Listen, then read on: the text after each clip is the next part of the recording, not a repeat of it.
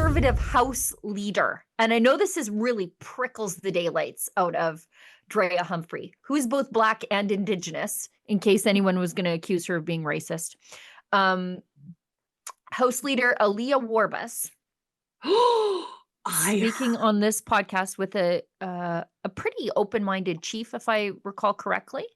Good grief. Anyways, she says her ancestors never asked for the light bulb. Okay. Let's just hear this, because I've got things to say. Like, okay, thanks, you're on a podcast. Like, there's a lot of very recent inventions all around you, including those eyeglasses on your face. But anyways, let's just hear what she has to say. Okay. You want the average Canadian to feel less bad. You want them to see the residential schools as mostly good for Indigenous people. Look, what did Tim Thielman say in that one post? We gave you the light bulb. Well, guess what? We didn't ask for any of that. Yeah. Okay. You want the average. Okay. You didn't ask for it? Okay, give it back. You didn't ask for the wheel? Give it back. You didn't ask for electricity? Give it back. Can we just say that our two cultures are getting together? Like, this is the divisive garbage. It's like, you have, did you ask for those eyeglasses? Optometry on your face? Give it back then, if you want to be divisive.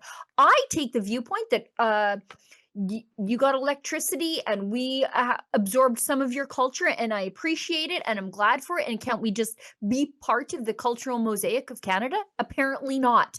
They didn't want the light bulb. We forced it on them, I guess. Well, it is just crazy. A'aliya, First Nations people were Stone Age people at the point of contact in North America. Okay. They did not get to experience the societal and the cultural leaps forward that Europe did. Okay. Through the Bronze Age, through the Iron Age, through the Dark Ages. Okay. They did. First Nations people in Canada had to make up a lot of ground that you didn't ask for the light bulb. What an absolutely insane thing to say. And you're right, Sheila Gunn Reid. You don't like the way our civilized society developed through Europe over thousands of years? Then by all means, off into the bush you go to live the natural way. Okay, off you go, A'aliya Warbus. Off you go. I'll drive so that you don't have to take a canoe. I'll drive you. But you know what? There are plenty of Indigenous people who are like, yep, I like the light bulb. Thanks. A'aliya, you don't speak for me. But she keeps using this word we all the time, as though she's some sort of spokesperson for all Indigenous people instead of just herself. And I hate this divisive nonsense. We didn't ask for the light bulb. Okay, A'aliya. I'm pretty sure that a lot of Indigenous people are very pleased to have electricity, and you don't get to speak for them. But if you don't want it, off you go. I'll drive. And the worst part is that she is the conservative House leader. John Rustad, what are you doing? Okay, we need to talk about how it is not radical to expect conservative leaders to have conservative values. Okay, and as long as we have some of these left-wing lunatics infiltrating conservative parties, we're always going to have problems.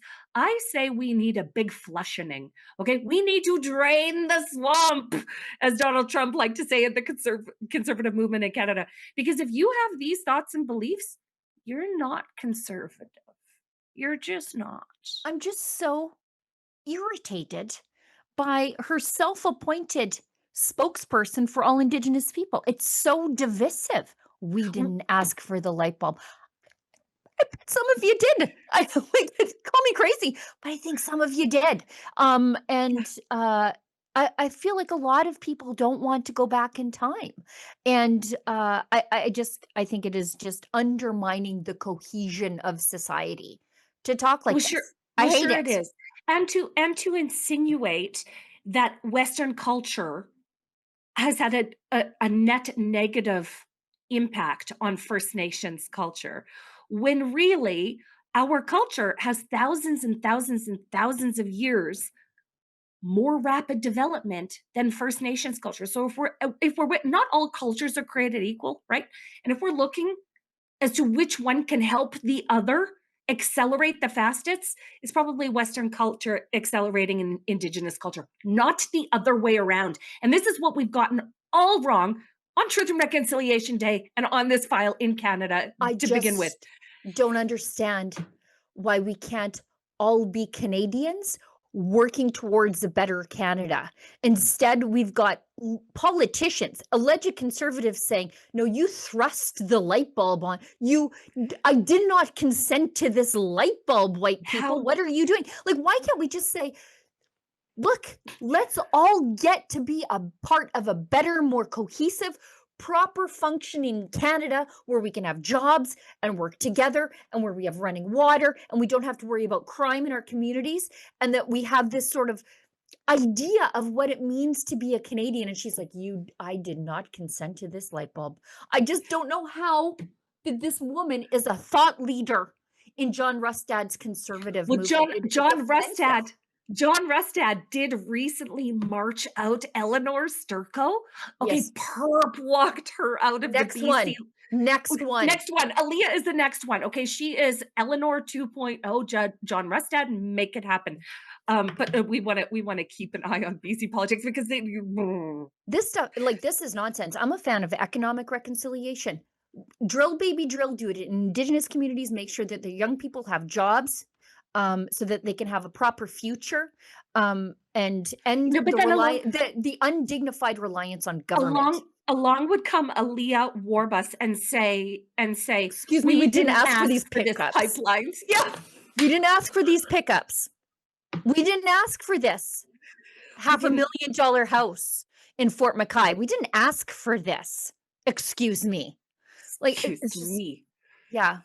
Anyway. We did not consent to this snowmobile that we were able to buy without financing it, thanks to our well-paying jobs in Canada's oil patch. We did not consent. Like, give me a break, lady. This is such divisive nonsense, and it keeps people siloed and not talking to each other. And I despise it.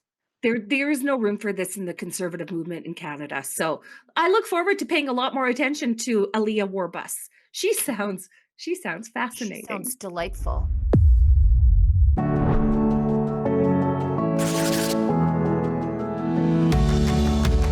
By providing access to job training and support, Work First Alberta helps job seekers change their story.